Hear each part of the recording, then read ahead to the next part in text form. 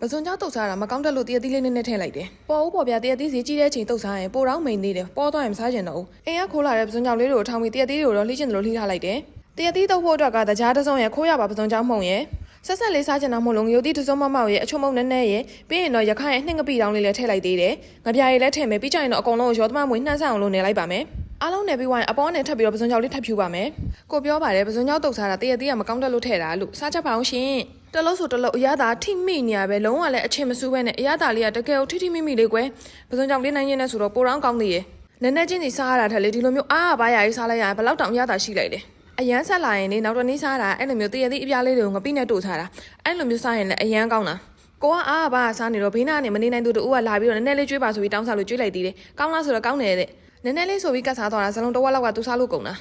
ယူရိုလည်းတရက်သီးတုတ်အရန်စားချင်နေတဲ့ချိန်ဆိုရင်ကျမတုတ်တို့လိုမျိုးတုတ်စားကြည့်အရန်စားလို့ကောင်းတယ်အရန်ဆက်ပြဲလန့်လာရင်တော့ဒီလိုမျိုးအရသာမှုအချိုလေးနဲ့တို့ပြီးတော့စက်နေတာတွေကိုထိန်းလိုက်တယ်ပေါ့ရှင်ဆုံးလေးကြည့်ပေးလို့ကျေးဇူးပါ bye